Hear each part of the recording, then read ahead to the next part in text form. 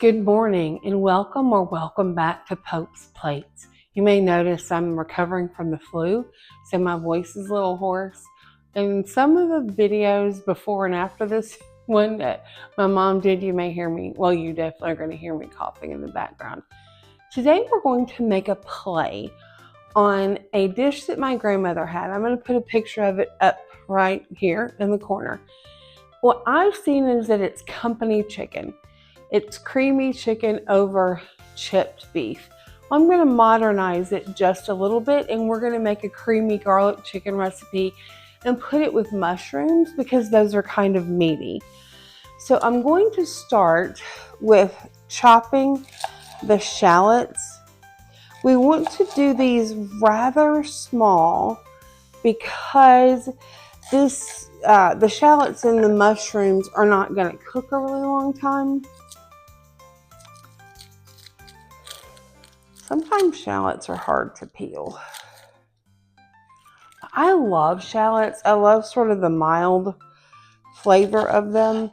I guess you could use red onions in this, but if you only have regular onions, I would probably choose some sweet Vidalia onions, just because even now my eyes are watering, that the purple onions tend to be a little bit more harsh. Now remember I said that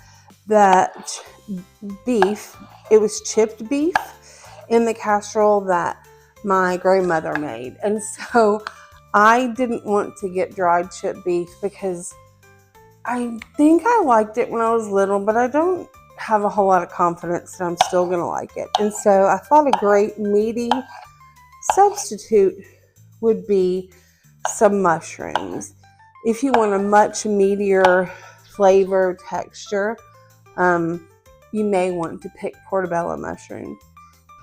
Hi, Editing Jennifer here. So once this dish was completely finished, I discovered that if you like the flavor, you definitely want to use portobello mushrooms because they look meatier and make more contrast in the appearance of the dish. It just makes it more appetizing. If you heard that, Charlie wanted to go outside and play, but he sees that I'm cutting something. And if you're a long-time watcher, you know that he really feels it's important to be in on the action, especially when he thinks that something might be lovely for him. Okay, so we have our mushrooms set aside in a bowl. I'm going to go ahead and make the dredge. This is one of those recipes where you just measure with your heart.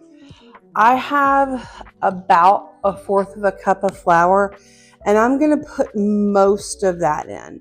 I'm going to use some of the rest to thicken the creamy mixture, and then I'm going to put a pinch of salt. That was pepper, but a pinch of pepper, and then a pinch of salt. And for some reason, I put the paprika behind me. And then we're going to put in, I would say, a 1/2 teaspoon of paprika. And I'm going to kind of use my knife and just mix that around, because what we're going to do next is we're going to butterfly our chicken by sort of cutting them this way. 2 chicken breasts and make 4 chicken cutlets. So let me get this cleaned up. Our next step is we're going to butterfly our chicken, but we're not just going to leave it in one piece. We're going to cut it completely. So to butterfly a chicken, you're going to very carefully hold your hand tight on top of the chicken, and you're going to cut it through horizontally.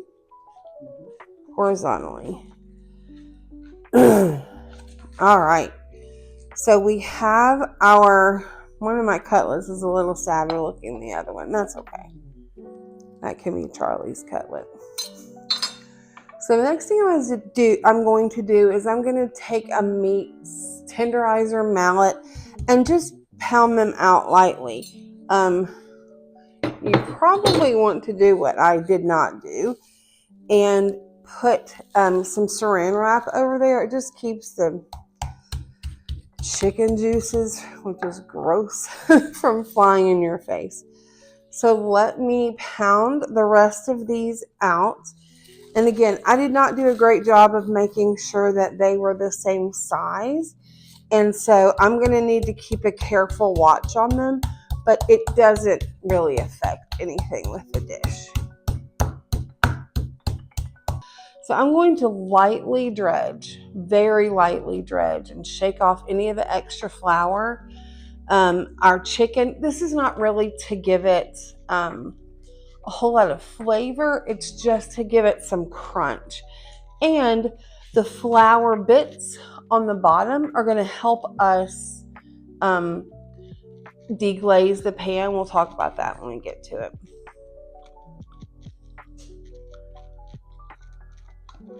Well, we got some pieces that don't want to be dredged. I had raw chicken on this plate. I dredged it. I'm going to cook it right away. If this were not going to be completely cooked, or if I had let the plate stay out for 10 minutes, you wouldn't want to do that. But this plate is sort of chicken safe. I'm going to turn our pan onto between medium and high, closer to medium.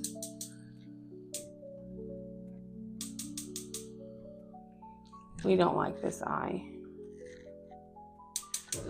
Oh, yay me. All right, and we're going to put some oil in the bottom. We're going to want this to be kind of hot. This is the biggest pan we have, and so we may have to sort of crowd our cutlets. As long as it's hot enough and they don't steam, then we're okay. So I have my chicken here, and we are going to, that wasn't very sizzly.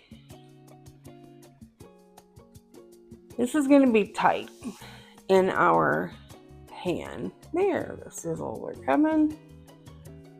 Now we're going to cook 3 of these for about 4 minutes per side. The other one is bigger and it may take a little bit longer. And so we're going to let these go on one side and then we'll come back and get the other.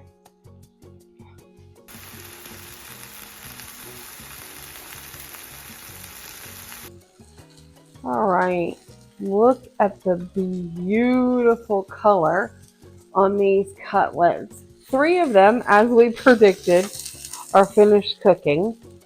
And the other one, we're just going to hang on and let it finish. I'm going to move it to the middle of the stove. We are not going to clean off any of the brown bits because we're going to use them to flavor our chicken a little bit later.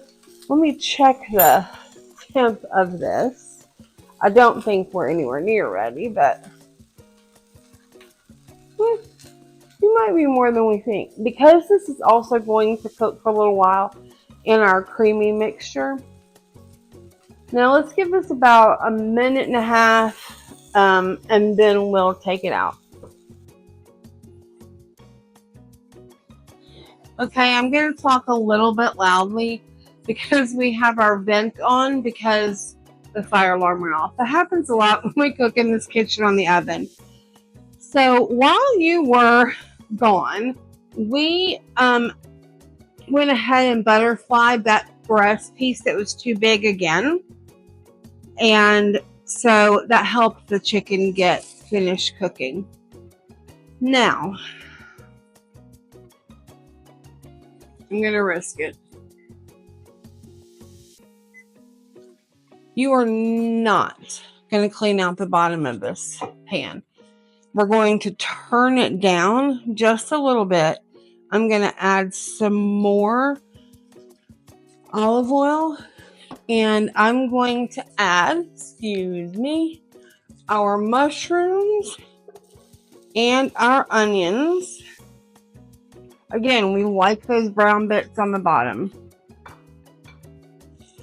We're going to add, and I'm going to add a pinch of oregano. This just sort of toasts some parsley and some Italian herbs. If you have basil, you can use basil. Anything that really you have, this is just, like I said, a modernization of the recipe that we had before.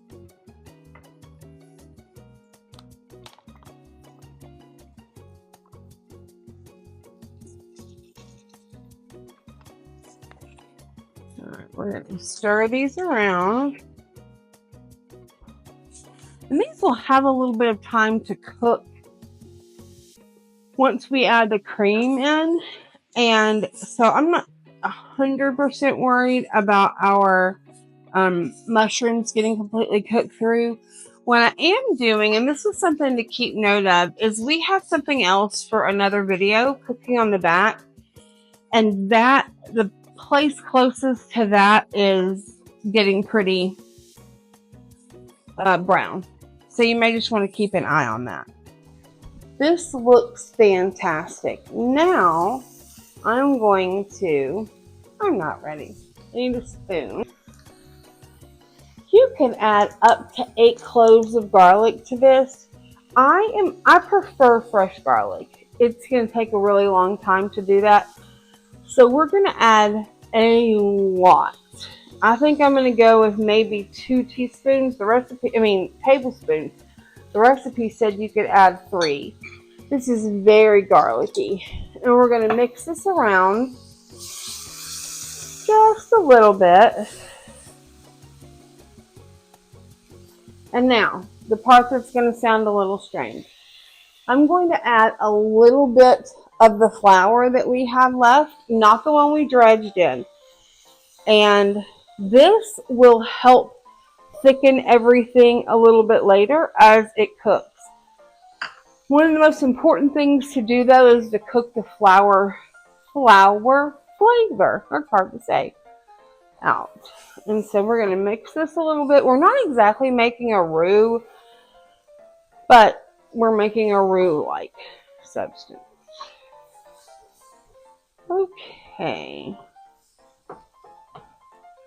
Now we're going to begin by deglazing our pan. Deglazing means, I don't know what it means officially, but you pour in a liquid and it helps pull the bits off the bottom. So if you don't like wine, you can just use chicken broth for the whole thing. So I'm going to turn it up just a little bit. And we're going to put maybe half a cup of wine. And as you hear that sizzle, I'm going to use and this is the one time you're really going to dig into the bottom of the pan to scrape all the brown bits off. Oh, it's such pretty color. Okay.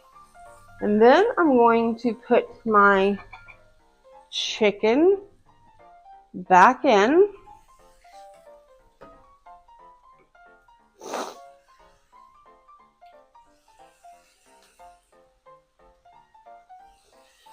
And I'm going to add about 3/4 of a cup. I'm eyeballing this of chicken broth.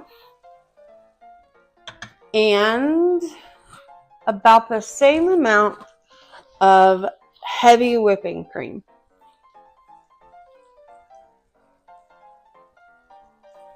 It looks beautiful. I'm going to give this a little stir.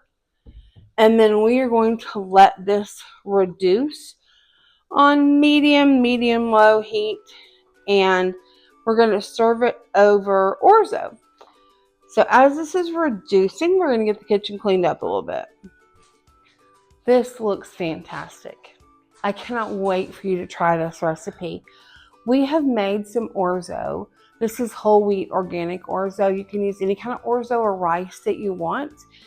And we're going to serve this with some grilled, we actually bake sometimes, zucchini.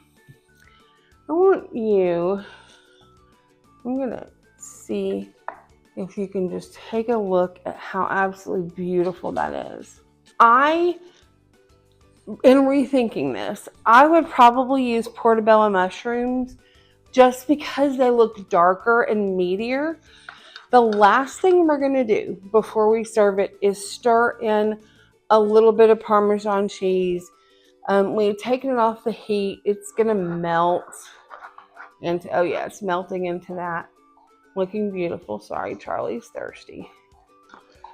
So let's serve this and make sure that we get some of the sauce. A lot of the sauce. This looks fantastic. If there are any older recipes that you would like for us to modernize, let us know in the description box below. This was really fun, and I have to say this one looks better than the one my grandmother made, but that was good. Thank you for being here today. I hope you love this recipe. If you do, let us know in the description box below. Give us a like and subscribe, and until we see you again, let's keep cooking.